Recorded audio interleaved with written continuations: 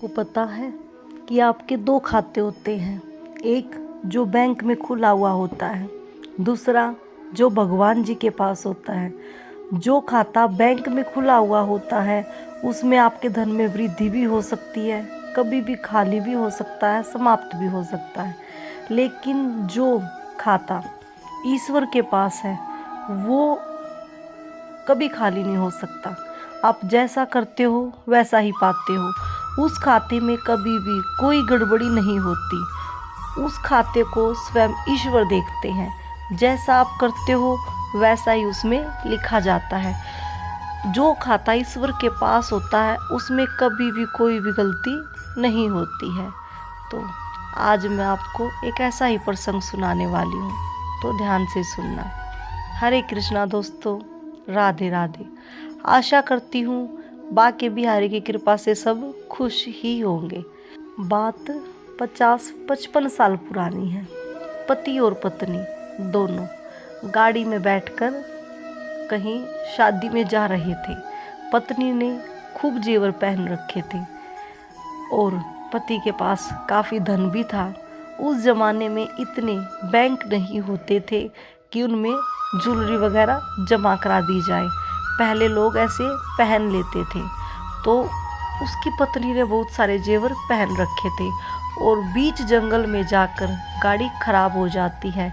गाड़ी खराब होती है, पति पत्नी गाड़ी में ही बैठे थे तो उनको आवाज़ आती है जैसे पीछे से कोई आ रहा है।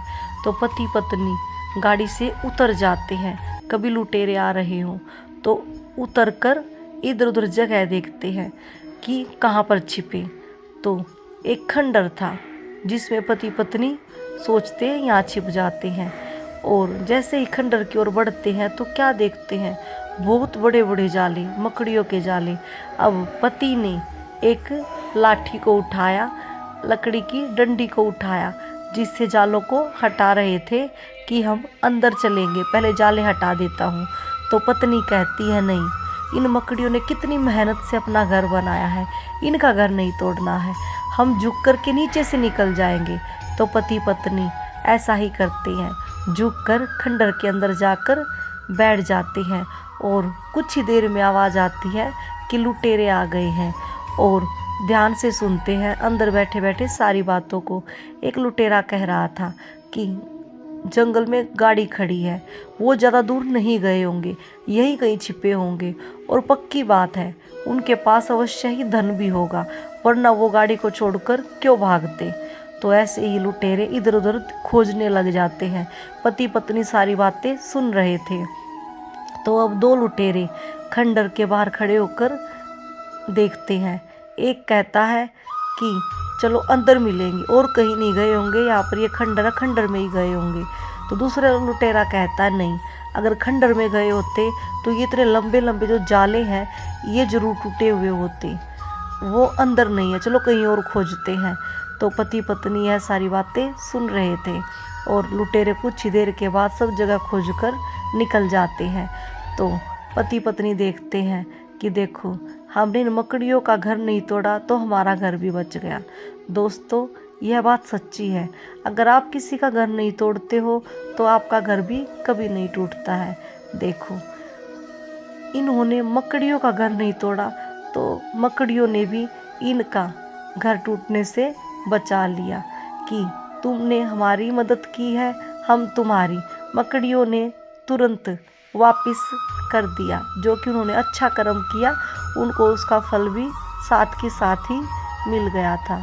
तो दोस्तों, ऐसे ही होता है, जब भी आप ईश्वर के खाते में अच्छा कुछ डालते हो तो उसकी अच्छाई आपको वापस ज़रूर मिलती है। अगर आप किसी का बुरा करते हो तो उसका परिणाम भोगना भी होता है। दोस्तों, हमेशा किसी न किसी की मदद करते रहना चाहिए।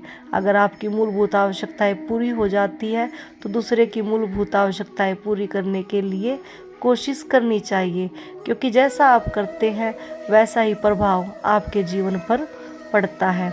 और दोस्तों, ईश्वर के खाते में कभी भी कोई गड़बड़ी नहीं चलती है, कोई भी हेरा फेरी नहीं चलती है। आप जैसा डालोगे वैसा ही आपको वापस मिलने वाला होता है। आप अच्छा डालोगे वो आपको ब्याज सहित मिलेगा, अगर आप बुरा डालोगे वो भी आपको ब्याज के साथ ही मिलेगा। तो दोस्तों आज के लिए बस इतना ही, मिलते हैं अगली वीडियो में। तो बोलिए श्री कुंज बिहारी श्री हरिदास, राधे राधे।